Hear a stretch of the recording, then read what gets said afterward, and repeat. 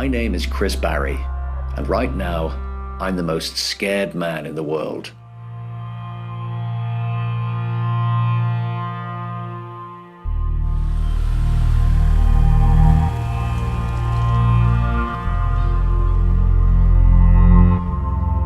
When I was asked to get into character to drive a very special machine, I couldn't believe my luck.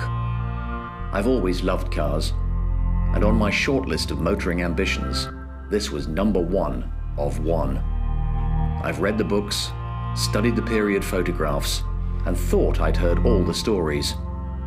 The idea of a trip to the original Browns Lane factory was the automotive equivalent of a pilgrimage to Jerusalem.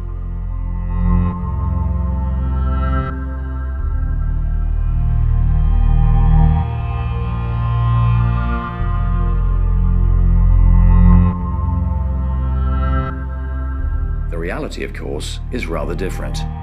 Where once the racing cars which flew the flag for Britain on the world's most glamorous circuits were hand-built by war veterans in brown coats, now there are only ghosts. You'd never guess what once stood in the place of these anonymous modern houses. Appointed course, Hawthorne leads the race, and then fate takes a hand. By this time, the field is thinning out, and as it does so, the cars in British racing green Jaguar become wins by conspicuous 5 for their lengths. reliability. 13 of the finishers are British cars. It's time to put aside faded photographs, leave abandoned buildings behind, and find perhaps the one remaining witness who can bring to life a golden era which he helped to write.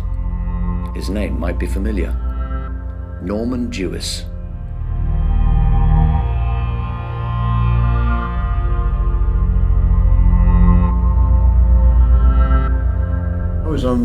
I was on Blenheim's, and it's a medium bomber. It wasn't a full-scale bomber. A medium bomber, a crew of 3. I was the gunner. Jaguar factory were repairing aircraft. That's right. But I didn't get involved with Jaguar at that stage. I said I did Lee Francis analysis. After the war finished, they said, well, we're going back into making motor cars again, as we did pre-war. Would you like to join us? The whole aspect of the D-type is aircraft principle. We used to drive them direct down to Dover, get on the boat, and then drive them off at Cherbourg down to Le Mans. The reason we did drive them down was basically just to show people, although it's a racing car, it can be driven on the road. You see, the reason we had to produce it was because when you run a prototype at Le Mans, you've got to sign on to say you would make 100 of that model within 3 or 4 years. So we were committed to going as a production D-type. Selling price they'd put on £3,000, which, I mean, didn't sound much those days, in those days, to buy a complete race car that you could drive on the road as well for £3,000. I mean, if you're a good driver in a car, you'll be all right in it. It's just drive it like a normal car.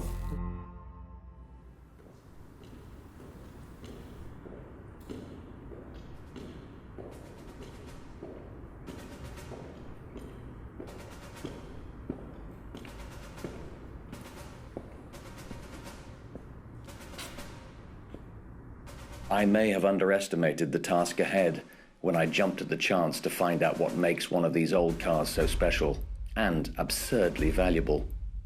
But the director was clear. Drive it like Norman would.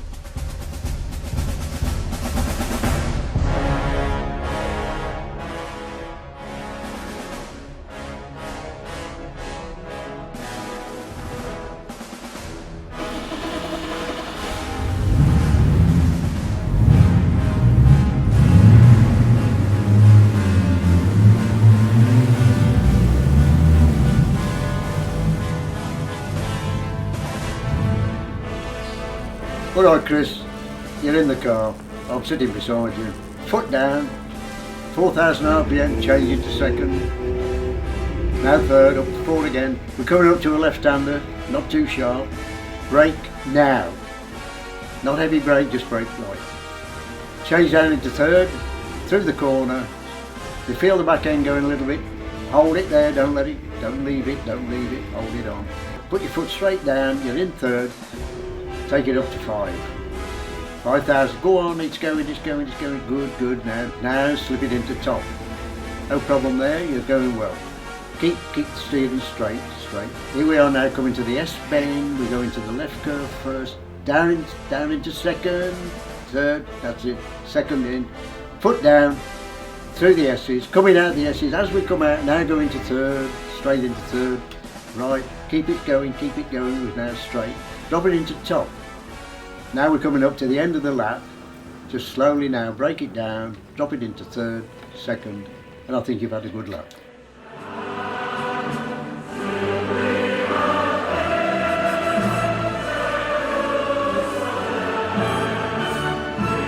I'm Chris Barrie, and I'm the luckiest man in the world.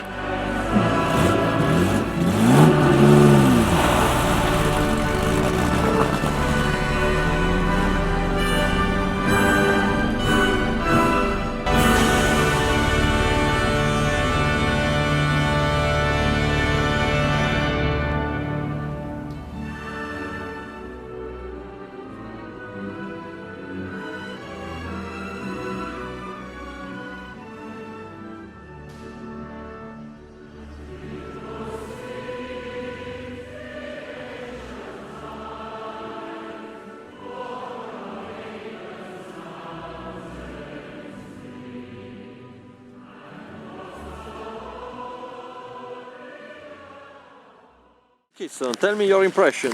Wet, cold and wet. There are lots of sheep in Wales, we've discovered, so those old jokes might be true.